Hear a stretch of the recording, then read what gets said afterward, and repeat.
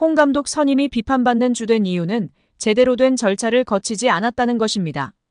위원 다수가 사퇴한 시점, 이미 전력강화위의 결정이 정당성을 잃었다는 지적이 나옵니다.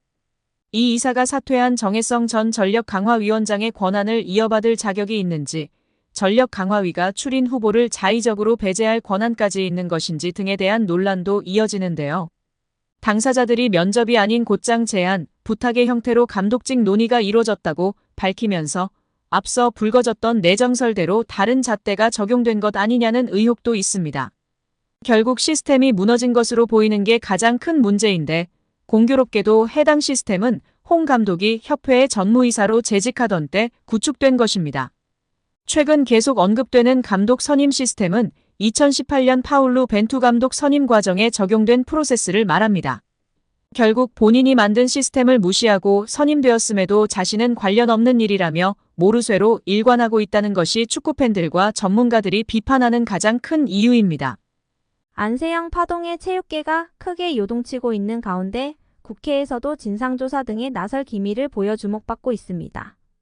파리올림픽 배드민턴 금메달리스트의 입에서 나온 협회의 부적절한 운영이 체육협회들의 구조적인 문제인지 대한배드민턴협회만의 문제인지 등 다양한 논쟁거리가 수면 위로 올라왔습니다. 여기에 축구협회 감독 선임 문제까지 국회 청원에 올라 5만 명 이상의 동의를 받은 상황으로 22대 국회 첫 국정감사에서 쟁점으로 부각할 가능성도 높은 상황입니다. 문화체육관광위 모 의원은 안세영 선수 발언이 일단 나온 상황이고 현재는 올림픽이 진행 중이기 때문에 올림픽이 끝난 이후에 봐야 할 것이라며 국감이 있으니까 그때 전반적으로 검토해야 할 것이라고 했습니다. 문화체육관광위에는 핸드볼의 우생순 이모경 더불어민주당 의원과 사격 금메달리스트인 진종호 국민의힘 의원이 포진해 있습니다. 진 의원은 전날 페이스북에서 안세영 선수의 용기 있는 폭로, 절대 유야무야 되지 않게 하겠다며 체육계를 관할하는 국회 문체위 위원으로서 이번 일을 간단히 묵과하지 않겠다고 했습니다. 이어 협회의 존재 이유는 선수를 지원하고 육성하는 데 있다며 이번 일을 계기로 불합리한 일들이 개선되는 데 힘쏟겠다고 했습니다.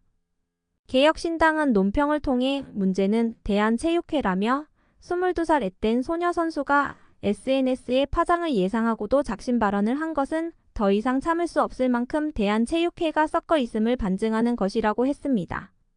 문체부는 올림픽이 끝나는 대로 정확한 사실관계를 파악하고 그 결과에 따라 적절한 개선 조치의 필요성을 검토할 예정이라며 다른 종목 역시 선수 관리에 개선할 점이 있는지 전반적으로 살펴볼 예정이라고 했습니다.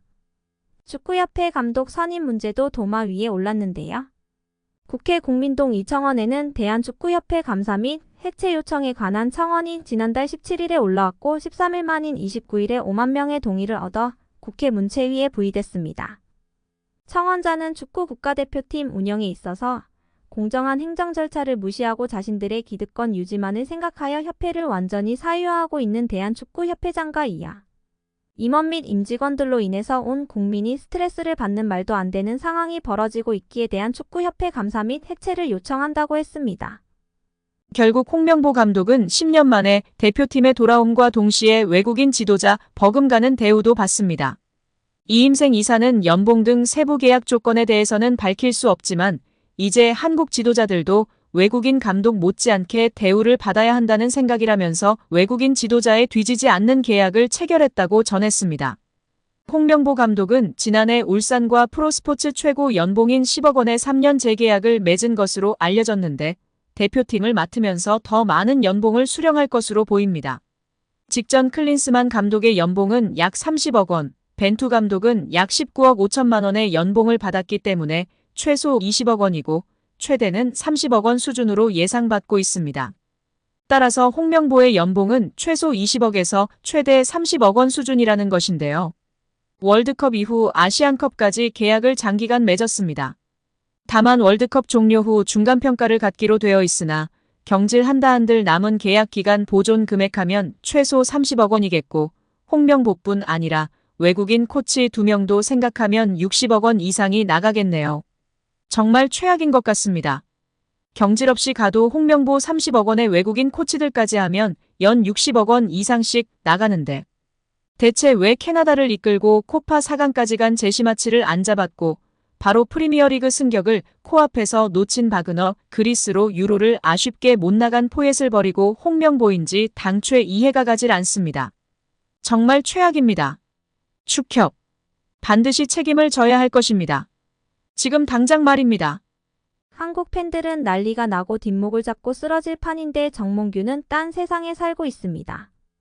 귀 닫고 입 닫고 마이웨이 행보를 지속하며 분노를 유발시키고 있는데요. 정몽규 대한축구협회장이 2024년 파리올림픽이 진행 중인 프랑스 파리에서 잔니 인판티노 국제축구연맹 피파 회장의 자서전을 전달했습니다. 피파는 인판티노 회장이 정몽규 대한축구협회 회장과 파리에서 만났다며 면담 사진을 공개했습니다. 사진에는 정 회장이 피파 파리 사무소에서 인판티노 회장의 자신의 자서전 축구의 시대 정몽규 축구 30년을 선물하는 모습이 담겼습니다.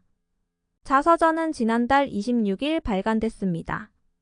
정 회장은 자서전에서 어느 종목도 국가대표팀 성적이 나쁘다고 회장 퇴진을 요구하지 않는다며 이럴 때마다 축구협회장이나 국가대표팀 감독은 국민욕 바지가 아닌가 하는 생각이 든다고 했습니다.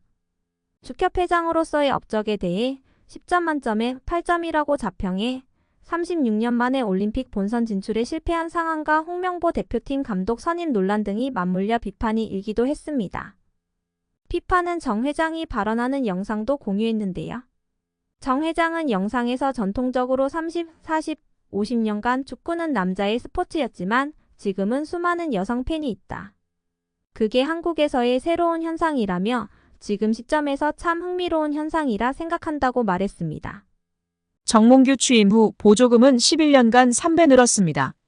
정부 보조금은 연간 최소 110억 원 수준이며 스포츠 토토 등 복표 수익 연간 200억 원이 지원되고 있습니다. 주요국 정부 보조금 없거나 의존도 낮으며 피파 랭킹 20위권 국가들은 70% 이상이 협회장은 전문 경영인이 하고 있고 이외 축구인 등이 하고 있습니다. 우리나라처럼 재벌 총수가 회장인 곳은 단 한 곳도 없습니다. 대한축구협회에 연간 약 300억 원의 국가재정이 투입되면서 수익에서 정부 의존도가 약 30%에 달하는 것으로 나타나며 충격에 빠졌습니다. 사실상 정부 재원이 아니면 운영이 어려운 셈입니다. 미국과 일본 등 주요국은 국가보조금 의존도가 낮은 가운데 축협의 재정 자립을 촉구하는 목소리가 나오고 있습니다.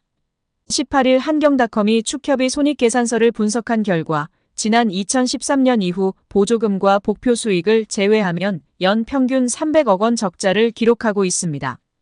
오늘 영상은 여기까지입니다. 끝까지 시청해주셔서 감사합니다. 늘 건강하시고 더 좋은 영상으로 찾아뵙겠습니다. 구독과 좋아요도 잊지 마시고 부탁드립니다. 감사합니다.